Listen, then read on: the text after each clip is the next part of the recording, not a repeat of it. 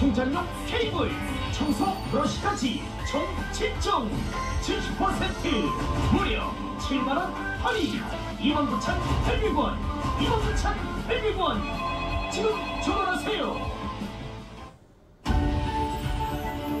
Next.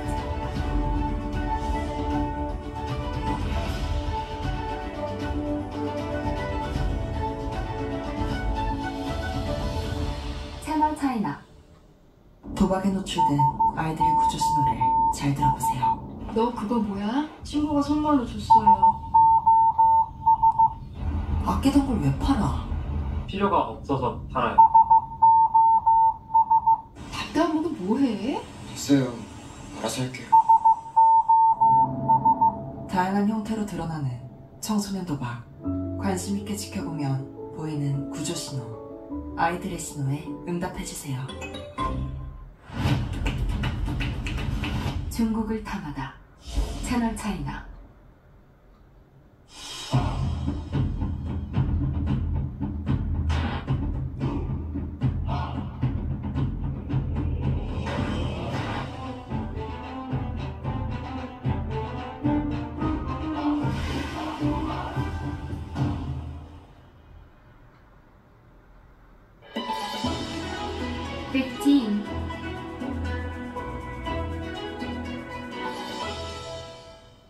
반갑습니다. 좀 더 진하게, 좀 더 딥하게 세상의 핫이슈 피플들을 모시고 이야기를 들어보는 박진영의 찐터뷰 문을 열겠습니다. 정치, 경제, 사회, 문화, 각계각층의 저명 인사들을 스튜디오에 모셔서 그들의 직업관, 그리고 인생관, 가치관까지 들어보는 시간입니다. 오늘은 조중규 GL컴 대표님 모셨습니다. 안녕하십니까? 예, 안녕하십니까. 예, 네. 조중규입니다.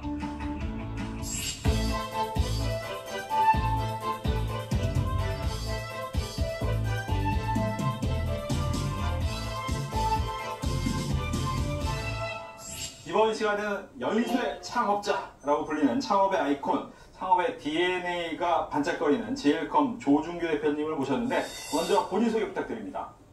예, 안녕하십니까. 조중규입니다. 저는 73년도에 태어났고요. 태어나기는 서산에서 태어났습니다. 그러니까 시골에서 태어나긴 했는데 8살에 상경을 하여 용산에서 어린 시간을 다 보냈고 초, 중, 고등학교까지 용산에서 살았던 것 같습니다. 그리고 지금은 8년을 연애했나요? 저희 와이프 고3 때 제가 만나서 8년 연애하고 결혼해서 지금 딸아이 둘과 함께 행복하게 잘 살고 있습니다. 네. 일단 본인의 이력서를 쭉 이야기를 해주셨는데 네. 중요한 거는 창업, 저희가 연쇄 창업자라고 네. 얘기를 하셨어요. 그러니까 일단은 GL컴이라는 회사가 궁금한데 어떤 회사입니까? 이벤트 프로모션 회사라고 보시면 될 것 같은데 보통 대행사가 있고 그 밑에 기획사가 있고 그 밑에 실행팀들이 있죠. 뭐 무대, 뭐 조명, 뭐 여러 업체들이 다 있는 것처럼 중간에 있는 기획사를 운영한다고 보시면 되고요. 그러니까 BTL 쪽이 있고 ATL 쪽이 있는데 저희는 뭐 페스티벌이라든가 뭐 그 사람들을 모아서 할 수 있는 홍보 프로모션 뭐 이런 행사들을 담당하는 회사라고 생각하시면 될 것 같습니다. 네. 이제 앞서서 뭐 저희가 사담으로 잠깐 이야기 나누기로는 아직 직장을 다녀본 적은 없다. 창업을 딱 하셨다라고 하셨는데 보니까 2005년도에 GL컴을 창업하셨어요. 창업의 계기가 있었어요?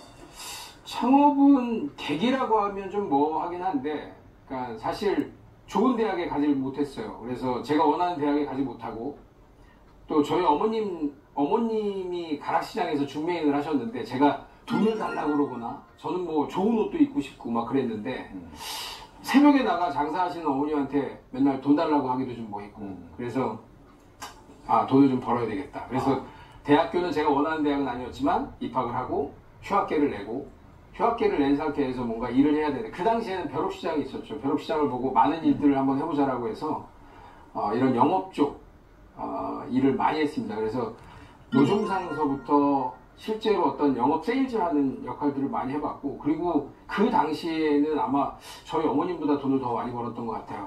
그래서 어머님한테 그렇게 기대지 않고 사실 뭐 제가 자가용도 마련하고 그래서 그런 돈 버는 재미 때문에 사실 직장 생활에 들어간다는 것들은 잘 생각해보지 않았던 것 같습니다. 그래서 나는 창업을 하고 해야 되겠다. 그리고 또 고등학교 때는 경복고등학교 다니는 친구들이 많이 있었는데 제 주변엔 이상하게 부자 친구들이 많았어요. 이게 너무 부러웠습니다. 그래서 전 잘 살고 싶었고 뭐 이런 마음이 있었던 것 같습니다. 그래서 이제 내가 돈을 벌고 싶고 그 돈 버는 방법을 찾다 보니까 이제 창업까지 오신 거잖아요. 네. 보면 회사 구조도 굉장히 독특하다고 들었어요. 이 독특하다는 의미는 어떤 겁니까? 제가 이렇게 직장 생활을 안 해봐서 그런지 모르겠는데 사실 제가 직원들한테 월급을 주고 그 뭐 4명, 3명이 한 가족을 이루어서 뭔가 자산을 불려가고 행복하게 살 수 있다. 저는 그렇게 생각이 좀 잘 안 들더라고요. 제 개념에서. 그래서 실제로 뭐 저희 회사가 마포에 있는데 홍대에 있는데 그 주변에 아파트를 하나 산다고 가정을 해도 제가 월급을 줘가지고는 우리 차장급, 부장급 친구들이 집을 한 칸 사기가 힘들 것 같다. 저는 한 30평대 아파트는 있어야 될 거라고 생각을 하는데 사실 그래서 직원들 모아놓고 내가 니네들한테 평생 월급을 줘서 니네 아파트를 사줄 수 있는 이 능력 있는 오너가 되기는 힘들 것 같은데 그래서 뭔가 새로운 것들을 좀 찾아보자. 그래서 조그맣게 분사를 해서라도 아이템들을 좀 해서 너희들한테도 좀 시너지가 있고 나 또한 또 즐거움을 가질 수 있는 일들을 항상 고민을 해보자라고 이야기를 하는 편입니다. 그러면 네. 즉 그 말은 회사 안에서 여러 가지 계열사를 알아서 만들어라. 제안을 하게 되죠. 그래서 그 지금 현재 그렇게 해서 지분을 쉐어해서 나간 분사된 회사가 한 4개 정도 되는데요. 네, 이제 그게 이제 또 남아있는 직원들한테는 또 크나큰 동기부여가 되죠. 잘 됐을 경우에. 뭐 안 된 것도 있습니다만은. 근데 안 돼도 어쨌든 다시 직원으로 편입이 되기 때문에 큰 문제는 없고. 네. 뒤에 이제 보험이 들어져 있군요. 네, 맞습니다. 네.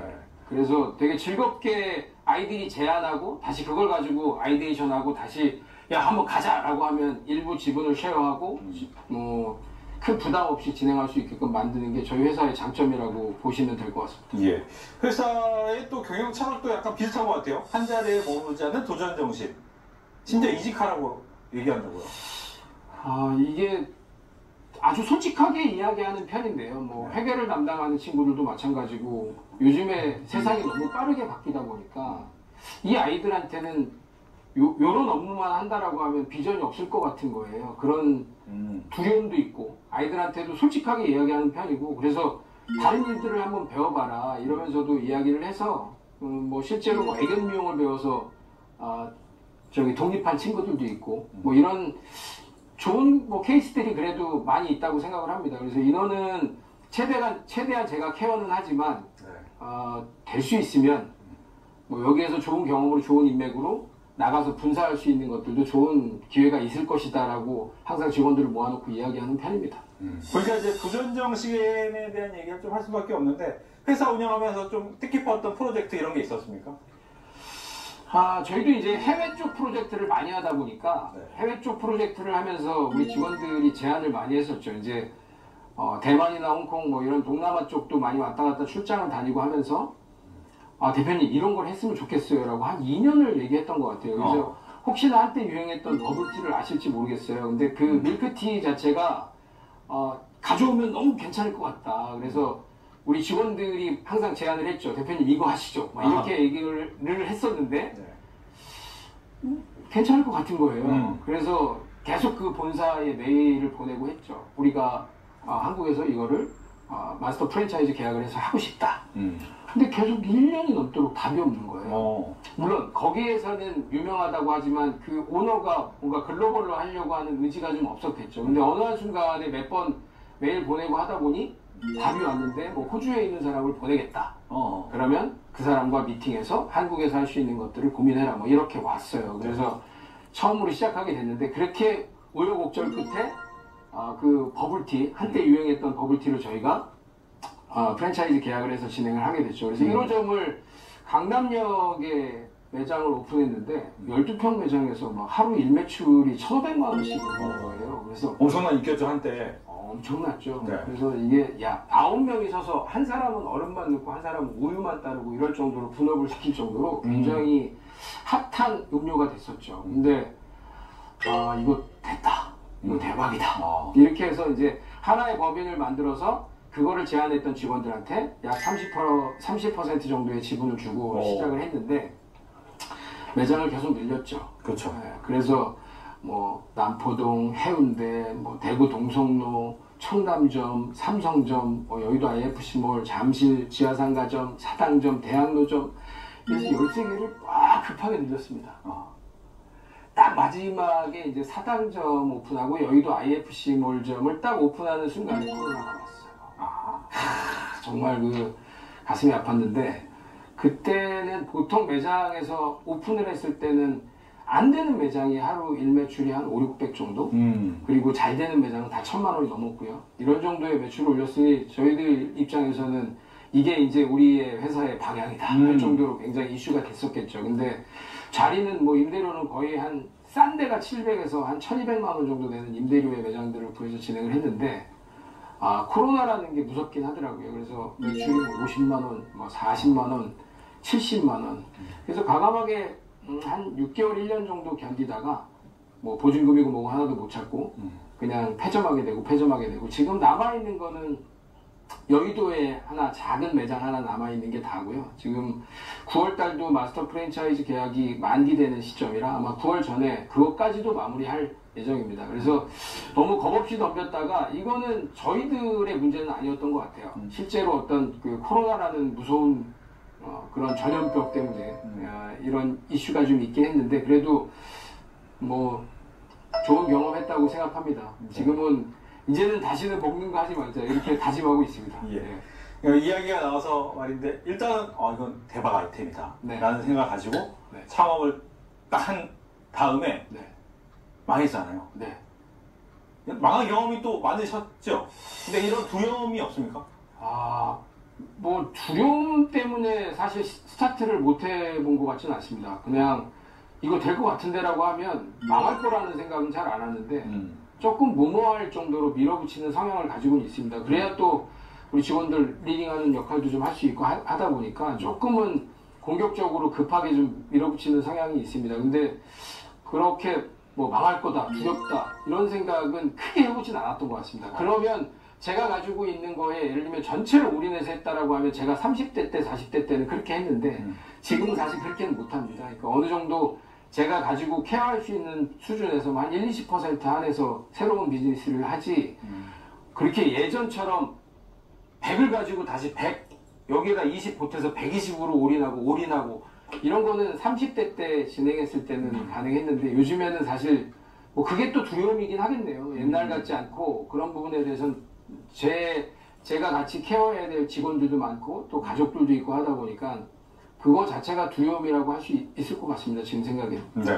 그래서 이제 다양하게 창업도 함께 하자라고 얘기도 하고 부하 직원들과 일을 함께 만들면서 계열사도 점점 늘어나고 근데 이 계열사를 보면 약간 의미가 이어지는 계열사가 있는 것 같기도 하고 좀 생소한 분야의 애들도 있는 것 같기도 하고 이 좀 분위기가 어떻게 되는 건지 처음에는 그 통신 쪽 관련된 비즈니스들을 되게 열심히 했고요. 지금도 하고 있고요. 근데 그게 이제 그 안정적인 어떤 수입원이 있다 보니까 다른 비즈니스를 할 수 있는 계기가 됐던 것 같고 그리고 또 행사나 이벤트 쪽을 전문적으로 할 때는 제가 아주 전문적으로 전공을 하거나 하지 않았기 때문에 부족함이 좀 있어서 좋은 인재들을 저희가 같이 파트너로 같이 모시고 진행을 했던 부분들인데 그렇게 진행하면서 이런 것들이 있는 거죠. 저희가 BTL 쪽이다 보니까 뭐 렌탈이라든가 그 다음에 뭐 우리 밑에서 할 수 있는 일들을 외주를 줘야 되는 일들이 조금은 계속 생기더라고요. 그리고 그게 좀 불편했다라는 생각을 했습니다. 예를 들면 저희가 제안서를 쓰는데 디자인 관련된 것들이 제안서에 우리가 들어가야 되는데 그들도 숙제인 거예요. 이게 떨어질지 붙을지 모르는데 그거를 자꾸 이제 저희가 제안서에 요청할 때마다 디자인을 해줘라 하다 보니 거기에서는 이걸 또 해야 되나? 이걸 숙제인데 이런 생각에 자꾸 협력사들과의 커뮤니케이션에 좀 불편함이 좀 있더라고요. 그래서 야 우리가 차라리 그럴 바에 디자인팀을 좀 더 하자 이렇게 진행을 해서 디자인팀을 또 구해놓고 인원 어떤 팀을 조성해 놓으니 또 이들만으로는 우리 것만 해가지고는 가성비가 안 나오는 거죠. 그러다 보니 외부 영업을 좀 하자. 그래서 또 영업을 하게 되고 그러다 보니 또 인력이 또 부족하게 되고 야 설계를 하자. 그 다음에 시공팀을 만들자. 이렇게 해서 지금 아키텍처 건설 쪽에 관련된 일들의 법인이 또 만들어지게 되고 그리고 또 행사를 하다 보면 행사가 막 몰릴 때 여기저기서 많이 몰리잖아요. 그런 경험들을 저희가 하게 되거든요. 근데 뭐 렌탈이나 이런 것들은 플라스틱 의자에서부터 뭐 골프 대회를 하게 되면 스탠드 모든 렌탈 물품들을 저희가 렌탈해서 쓰게 되는데 그런 회사들도 또 저희하고는 뭔가 탁 시원하게 맞아 떨어지는 것들이 좀 없었어요. 그래서 야 우리도 렌탈사를 하자. 이래서 또 우리 일만 해도 기본적인 유지가 될 것 같으니까 렌탈사 오픈하자 해가지고 부지 매입하고 또 창고 지어서 렌탈이라는 부분을 또 한 부서원이 나가서 진행해서 총괄하게 되고 뭐 이런 식으로 진행이 됐는데 아까 그 지금 말씀하신 것처럼 아주 생뚱맞게 하는 것들은 제 오지랖인 것 같습니다. 그 듣다 보면 이게 될 것 같고 뭐 이런 생각에 야, 이거 한번 해보자 뭐 이렇게 진행했던 부분들이 있고 그리고 건물을 저희가 매입하거나 짓거나 할 때는 저희가 쓴다라는 조건이 있을 때 무조건 매입을 합니다. 그러니까 임대소득을 거두자 뭐하자 이런 걸로 부동산을 투자해 본 적은 없는 것 같고 실제로 저희가 건물을 짓고 저희가 사용할 수 있다라고 하면 부지를 매입하고 건물을 할 수 있는 지을 수 있는 그렇게 기준을 세워서 일들을 쭉 해왔던 것 같습니다. 그러니까 그러다 보니까 이제 상도 많이 받으시더라고요. 상도 받고 여러 가지 인증도 또 받으셨는데 보니까 중소벤처기업부가 이노비즈 인증을 주는 게 있더라고요. 네, 이거 어떤 겁니까 이건? 이노비즈 인증은 아마 중소기업에서 하는 가장 큰 협회일 것 같습니다. 이노비즈 협회가 뭐 사실 적지 않은 기업들이 이 안에 소속되어 있는데 인증을 받는 순간에 3년간인가 5년간 뭐 세무조사도 면제되고 되게 좋은 장점들이 많은 인증입니다. 근데 인증이라고 해서 제품을 가지고 꼭 뭔가 이노비즈 인증을 받은 거야가 아니라 회사 자체의 어떤 혁신적인 기술이라든가 성장성이 있다라고 했을 때 인증을 받을 수 있고 일정 매출이 아마 기준이 요즘에는 어떻게 되는지 모르겠지만 예전에는 한 50억에서 70억 정도의 연매출 이상이어야 되고 이런 기준들이 있었습니다. 그래서 인증을 받는 순간에 나라에서 지원해주는 정책들이 꽤나 많이 있고요.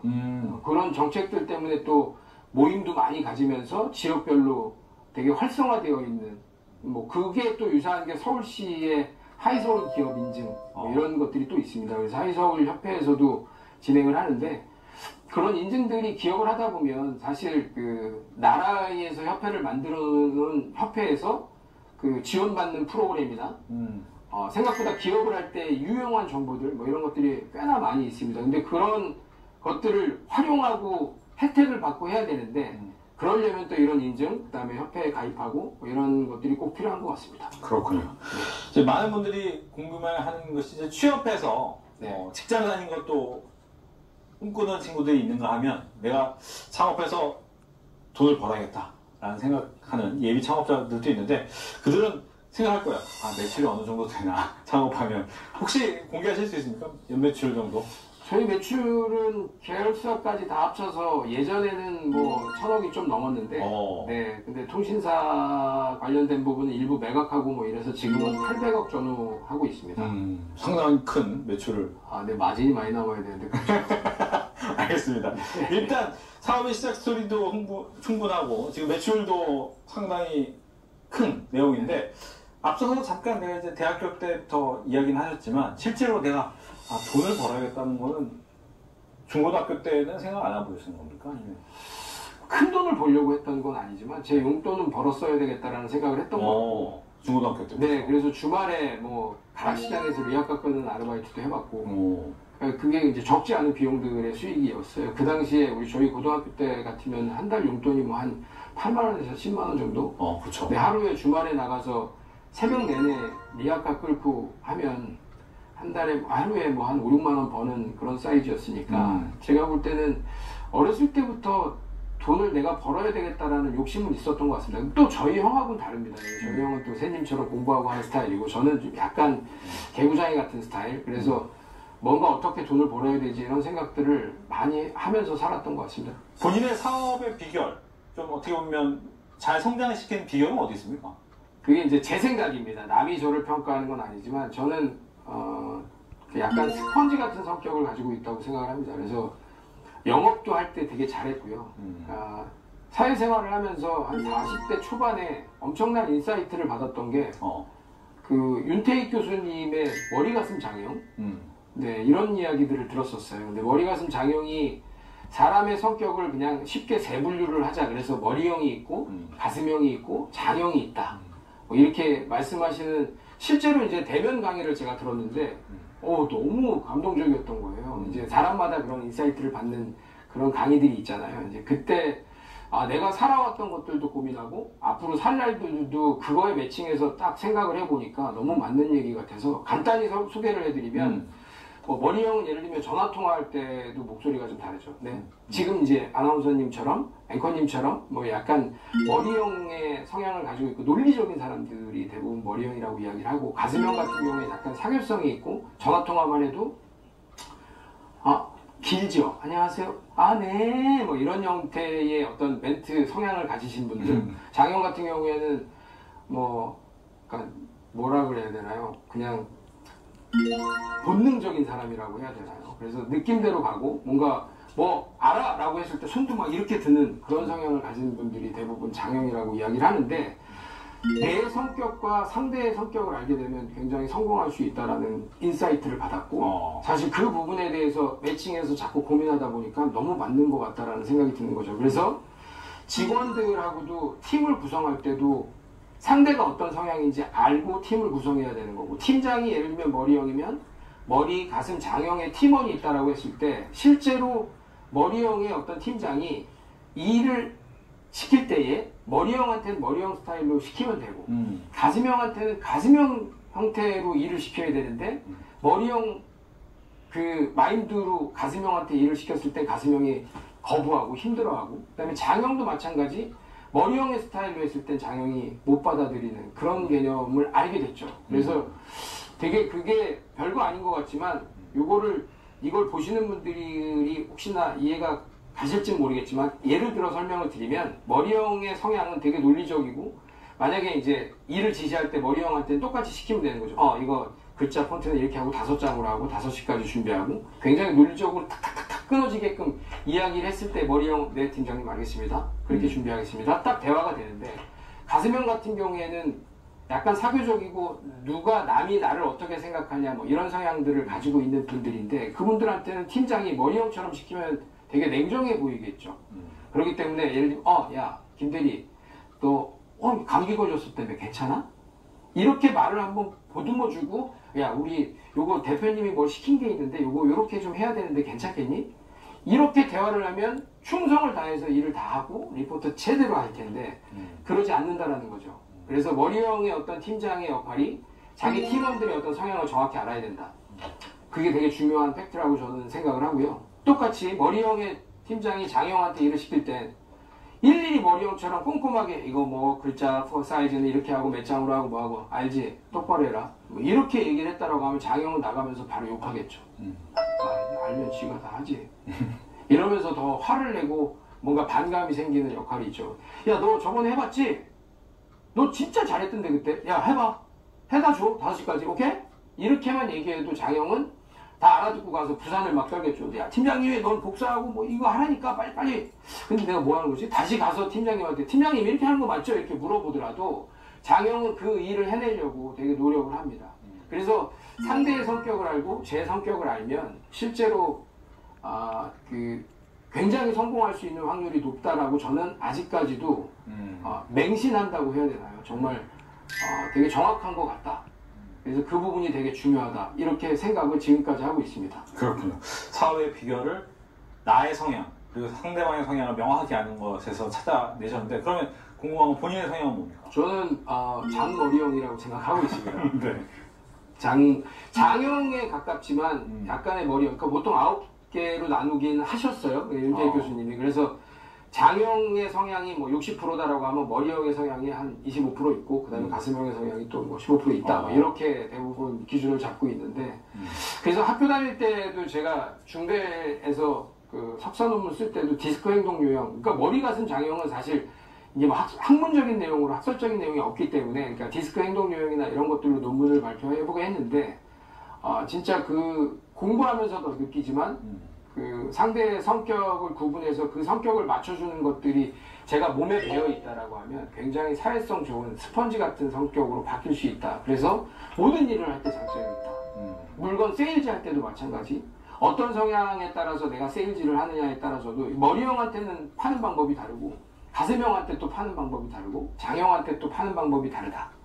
이거는 제가 여지껏 살면서 물론 한 40살 초반에 그런 인사이트를 얻었지만, 그 전에 살았던 것도 그래서 그 친구가 그랬구나라고 인지하게 되고 조금만 공부하게 되면 되게 도움이 되는 그런 좋은 거 아니었나.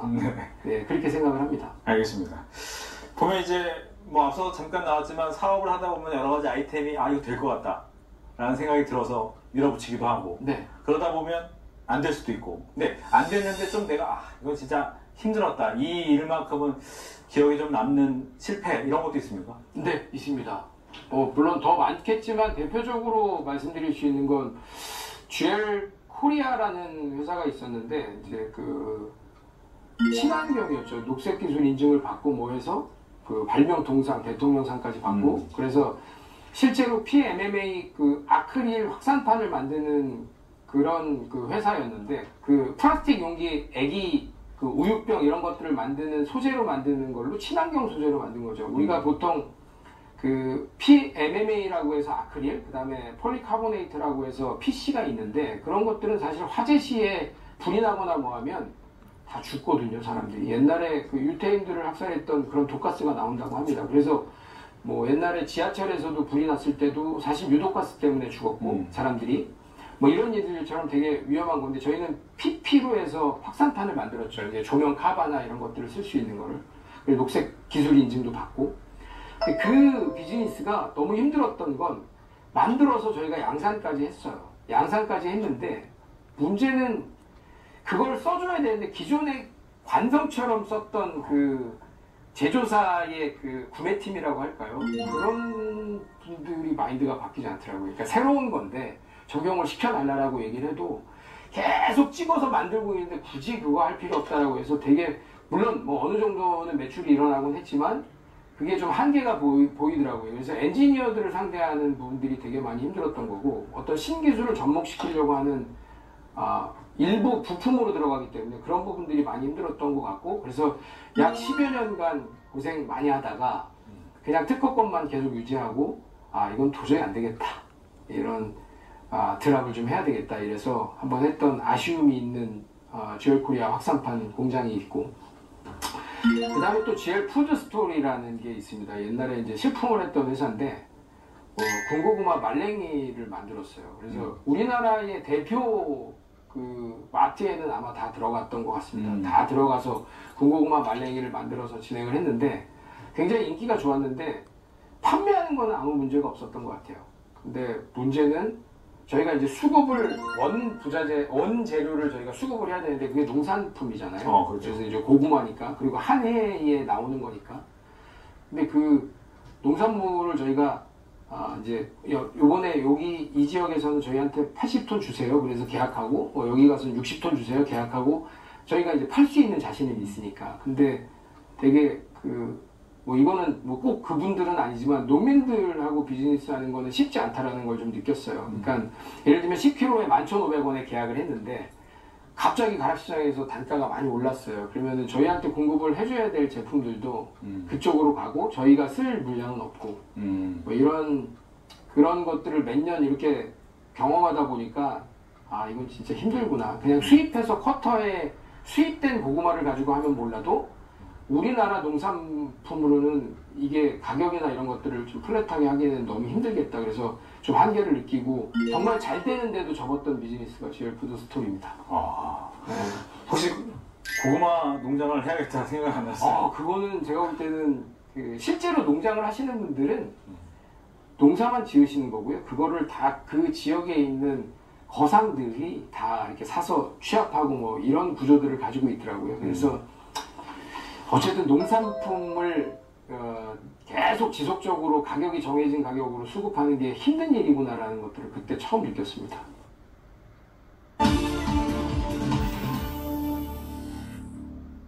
네, 이번엔 두 번째 섹션입니다. 이 사람의 세상 카운트 펀치라는 코너인데요. 이 코너에서는 조중규 대표님의 인생 철학과 비전, 인간적인 면모를 더 들여다보겠습니다. 조직 생활이라는 것을 해보셨나? 라는 생각이 궁금합니다. 아까 직장 생활을 안 했다라고 했지만 월급을 받으면서 직장 생활을 했던 거는 사실 군대 대신 방위산업체에 근무했던 3년이라는 경험이 있긴 합니다. 물론 딱 방위산업체만 근무하지는 않습니다. 그래서 새벽, 그 다음에 저녁 열심히 살긴 했는데 뭐 그 이유는 좀 있죠.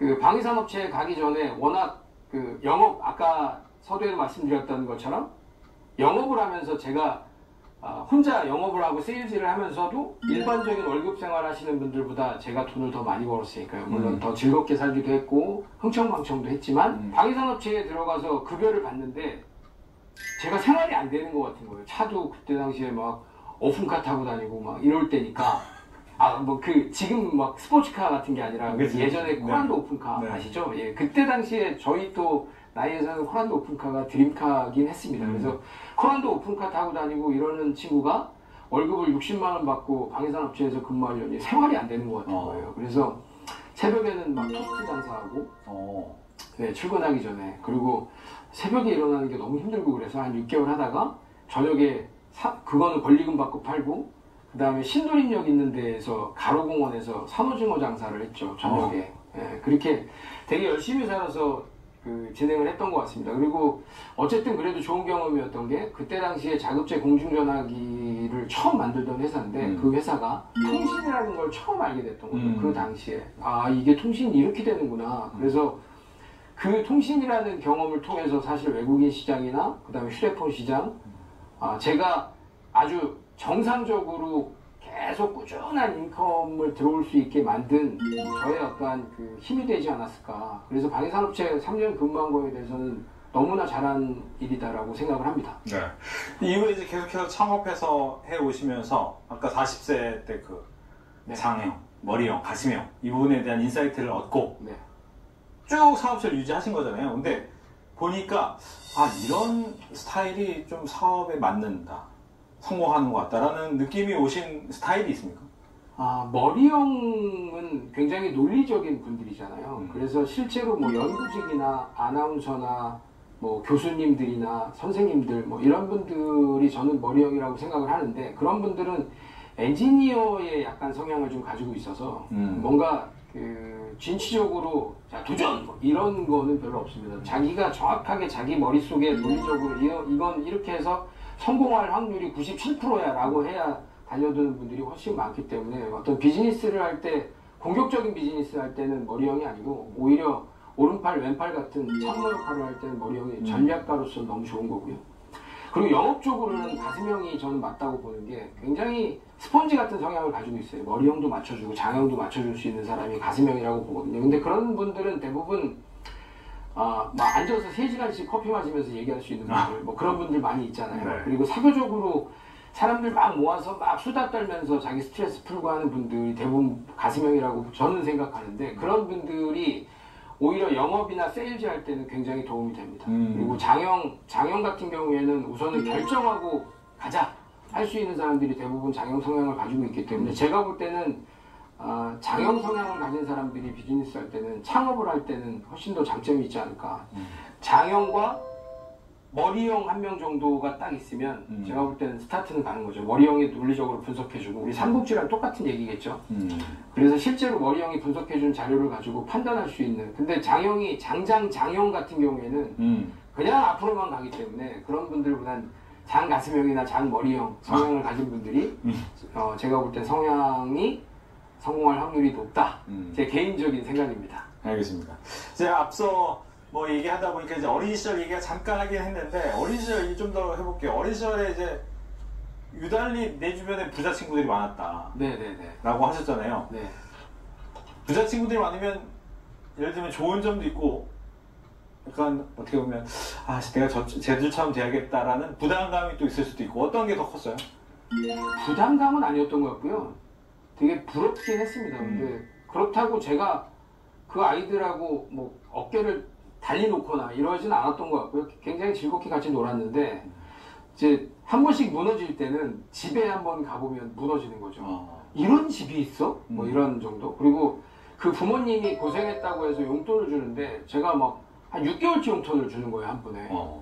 그러니까 뭐 좀 도와드린 게 있는데 니네 가서 밥 먹고 뭐 해라 하면서 우리 친구들한테 이렇게 돈을 줄 때 이제 그런 대단히 특별한 경험들을 좀 했죠. 근데 진짜 나도 이런 데 살고 싶다.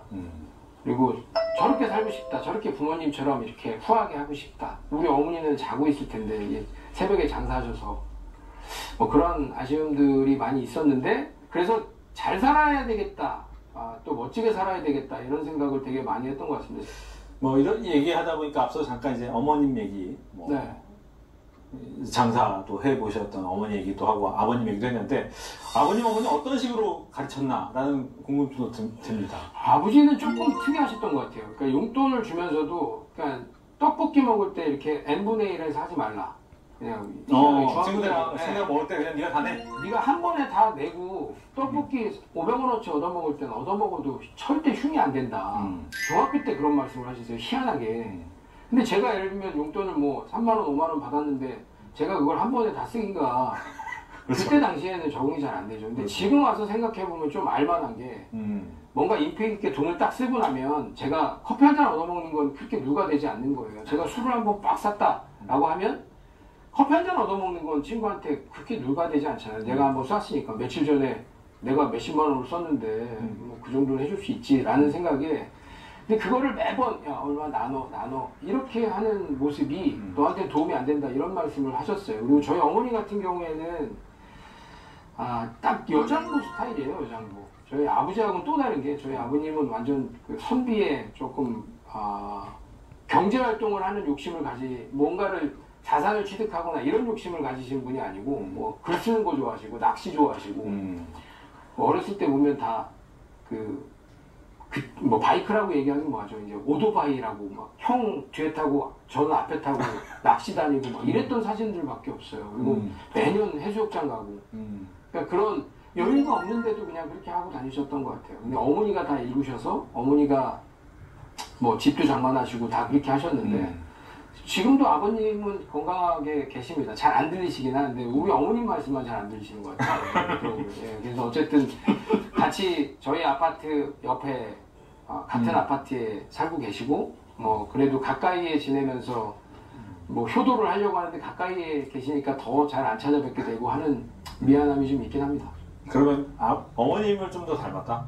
사업하는 네, 저는 어머니 생긴 것도 어머니랑 많이 닮은 것 같고요. 네, 저희 형은 또 저희 아버지랑 많이 닮은 것 같고 그렇습니다. 사업하면서 좀 이거 하면서 좀 내 사업하기 잘했다, 즐거웠다 이런 일도 있었습니까?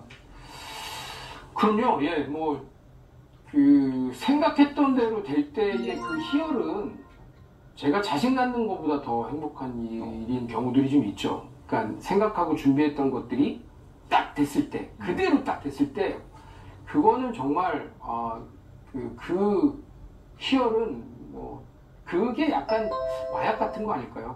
그것 때문에 자꾸 창업을 하게 되고 딱 일례로 보면 제가 어렸을 때 얘기인데 어느 한순간에 제가 아시는 분이 공룡을 수입해서 팔겠다 이렇게 했었는데 하나도 못 팔았어요. 그분이 다시 또 다트에 약간 꽂히셔가지고 다트를 또 팔겠다라고 공룡을 뒤로 차지한 거예요. 그러고 이제 지나갔는데 어느 한순간에 TV를 보다가 주라기 공원, 커밍순, 전미흥행 뭐 어쩌고저쩌고 막 난리가 난 거예요.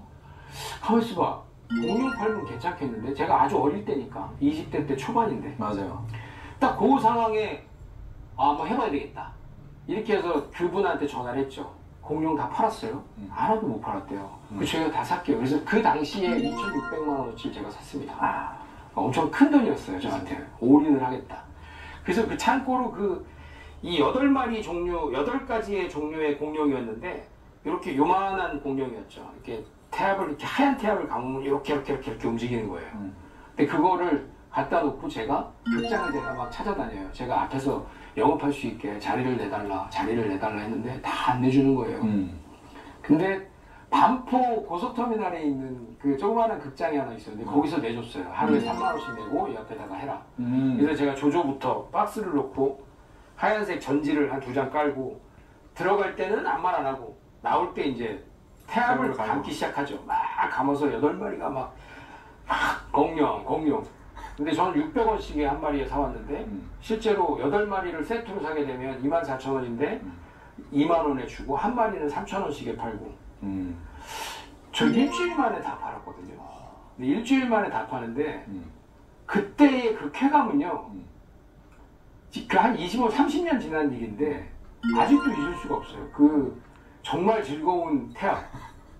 그냥 다 사가는 거예요. 공룡! 이러면서 와가지고 다 사가고 다 사가는데 제가 물건만 더 있었으면 제가 볼 때는 그 좀 아쉽긴 한데 그 물건이 뭐 수입하고 뭐 이러는 거였기 때문에 금방 뭐 다시 올 수가 없어서 2,600만 원어치 600원씩 해서 거의 1억이라는 CD를 만들었죠. 그걸 딱 제가 킵해놓고 방위산업체 근무하면서 뭐 산호지구 장사도 하고 여의도 대방역 앞에서 토스트 장사도 하고 그랬던 거죠. 그때 당시엔 뭐 차 사고 뭐하고 하면 한 1,000만 원, 1,500만 원 정도만 있으면 제가 세팅해서 장사를 할 수 있었으니까 근데 그런 아주 특이한 경험을 할 때에 한번 희열을 느낀 걸 아직도 잊을 수 없는 저만의 어떤 희열, 엄청난 희열 뭐 이런 걸로 저는 기억이 됩니다.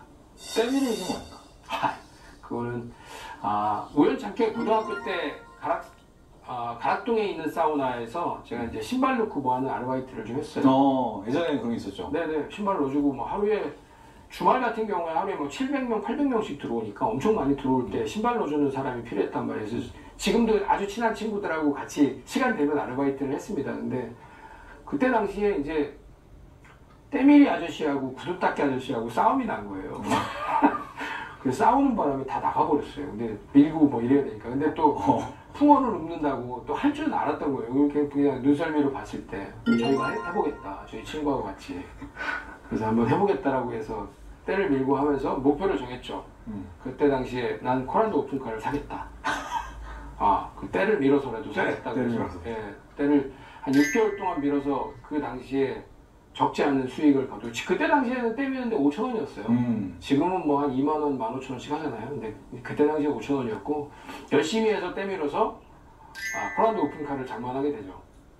그 돈으로만? 네. 그때 당시에 보통 하루에 구두가 보통 100개, 120개 땄고 그 다음에 때미는 분들이 보통 주말 같은 경우에 60명 뭐 이렇게 밀었으니까 근데 이제 그 사우나하고 나눠야 되는 거예요. 6대4 이렇게 나눠서 하는 거였는데 그때 당시에는 적지 않은 비용이었죠. 몸은 너무 힘들었어요. 그게 지금도 혹시나 때미시는 분 계시면 때미는 분들한테 잘해주세요. 그 보통 일 아닙니다. 되게 힘들어요. 습한 데서 이렇게 하기가. 그걸로 오픈카를 구입했다. 네, 맞습니다. 대단하십니다. 네. 아무튼 뭐 대표님의 재미난 얘기를 또 듣고 있는데 가치관, 삶의 기준 이런 것도 좀 듣고 싶습니다. 어떤 게 있습니까?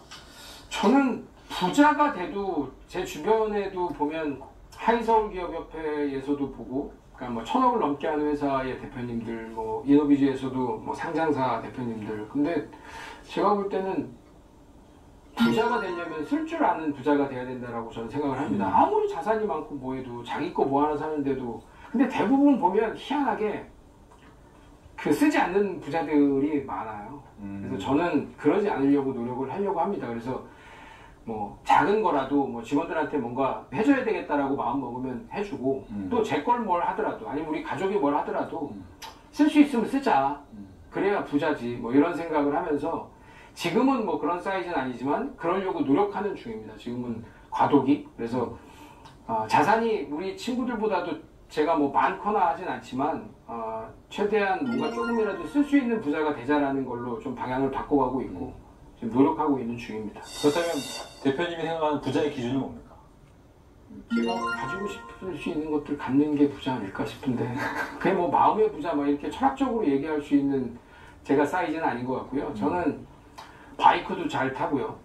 그다음에 뭐 예전엔 배도 있었고 그다음에 별장도 가지고 있고 뭐 가져볼 수 있는 것들은 다 가져봤던 것 같습니다. 지금도 뭐 가지고 있고 어쨌든 할 수 있는 것들은 해야 되겠다라는 생각으로 제가 생각하는 부자는 내가 가질 수 있으면 부자다라는 생각은 하는데 이게 좀 화법상 좀 안 맞긴 하는데 어쨌든 제 기준에서는 그렇습니다. 쓸 수 있는 부자, 가질 수 있는 부자 뭐 이런 느낌이 맞지 않을까라고 생각을 해봅니다.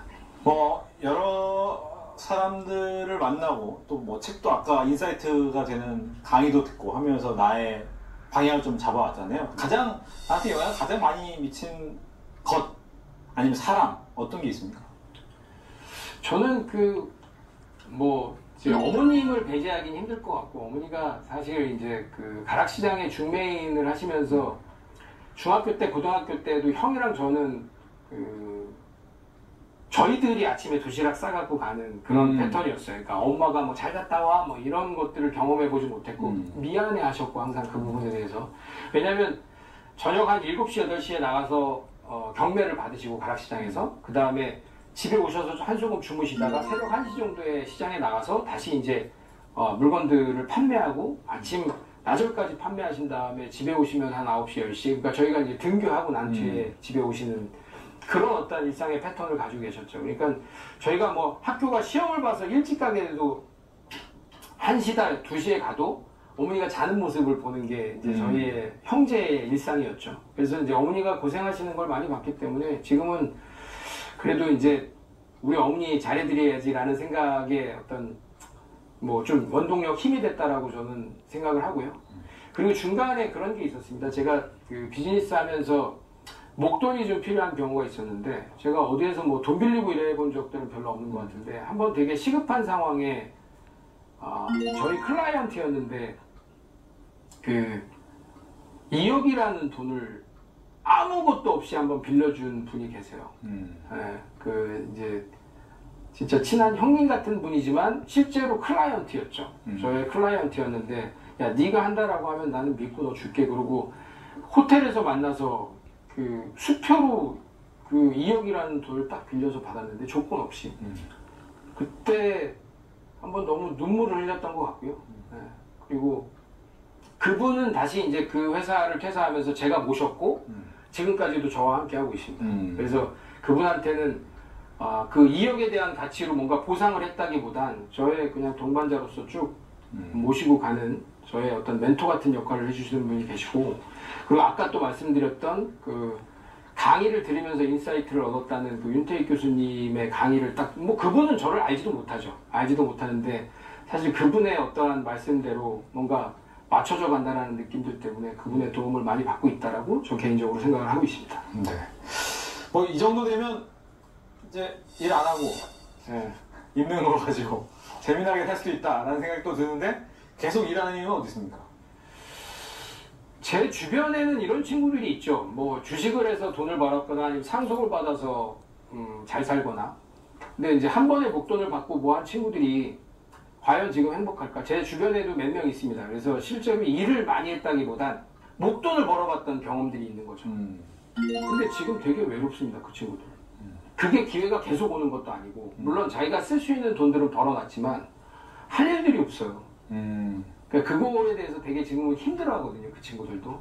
저는 그렇게 살고 싶진 않고요. 그러니까 일이라는 게 옛날에는 뭔가 올인해서 막 했다라고 하면 지금은 그렇진 않지만 일이라는 것들이 제 삶이다. 되게 즐겁게 할 수 있다. 그래서 작은 거로라도 다시 투자해서 요거를 성공시키고 바쁘게 움직이고 하는 것들이 제가 남아있는 삶을 사는 데에 어떤 원동력이 되고 즐겁게 사는 방법 아닐까. 근데 지금 뭔가 다 접고 옛날에는 그랬거든요.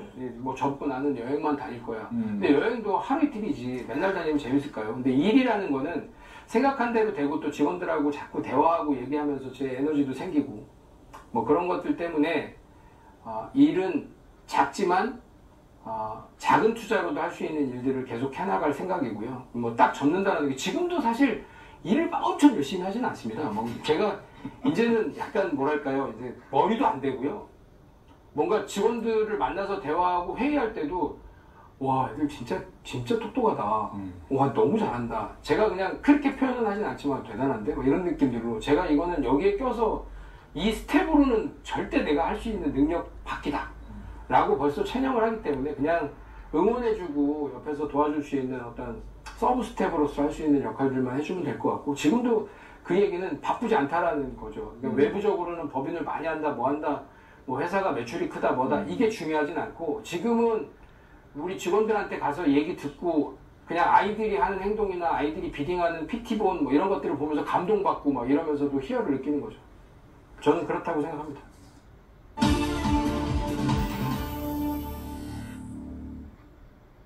네, 마지막 코너입니다. 이 사람의 출사표 히든 포인트 시간입니다. 혹시라도 마음속에 품었는데 아직 밝히지 못한 이야기나 계획이 있다면 여기서 마음껏 이야기를 해주십시오. 저희가 가슴 깊이 박수와 응원까지 보내드리겠습니다. 앞으로의 인생 계획 어떤 게 있습니까?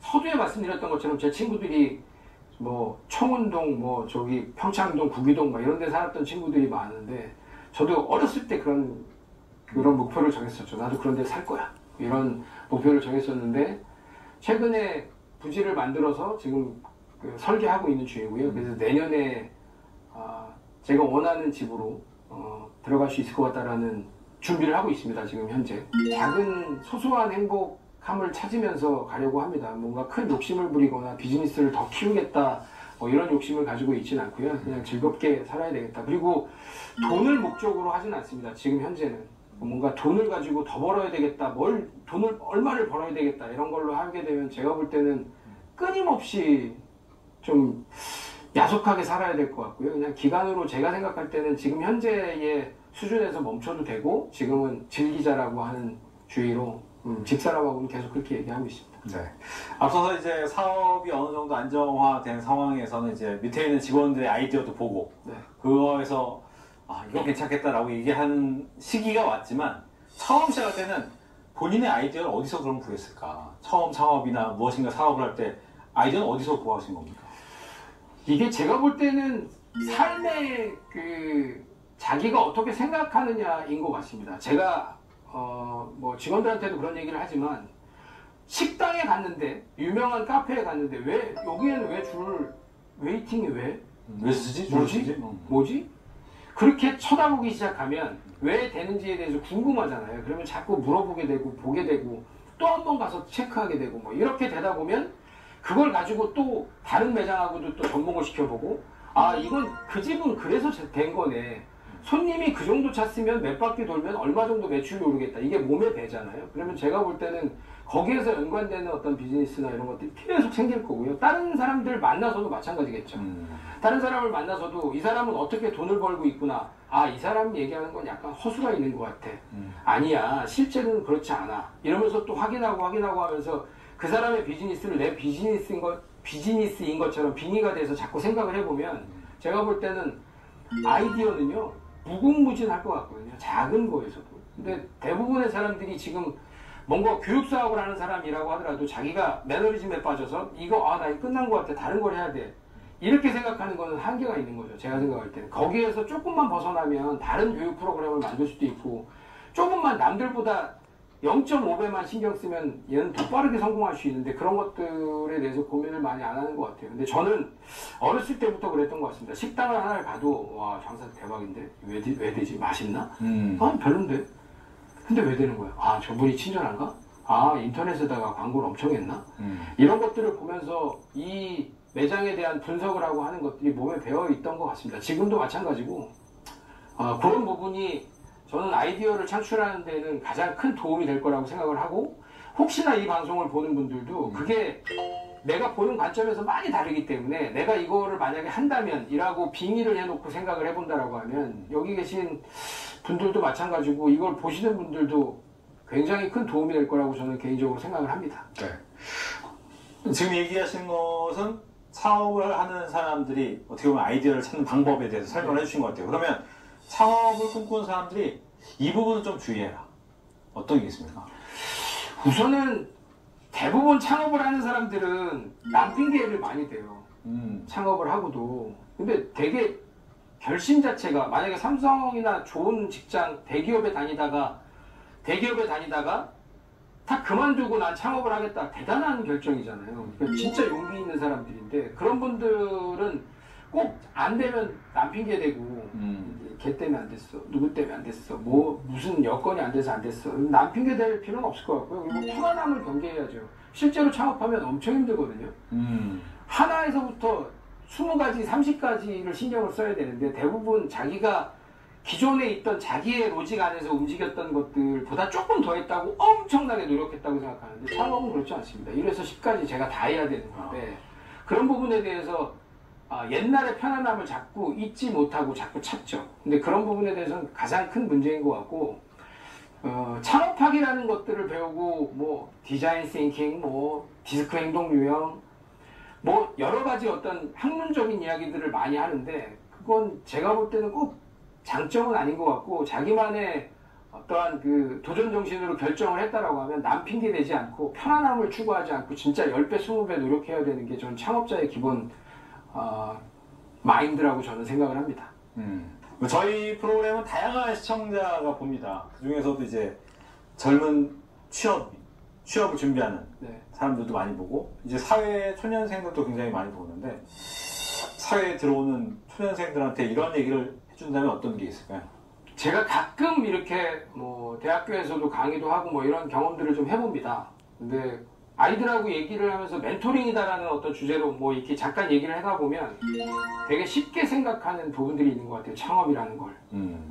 그냥 이렇게 하면 될 것 같아요 라고 쉽게 던지고 이야기하는데 뭐 제가 볼 때는 10명이 얘기하면 9명은 안 되는 걸 가지고 이야기를 하더라고요. 너무 쉽게 생각한다라는 게 어떤 얘기냐면 뭐 게임을 만든다라고 하더라도 제가 그냥 듣기에는 하루에 휴대폰에서 할 수 있는 게임이 나오는 게 뭐 330개?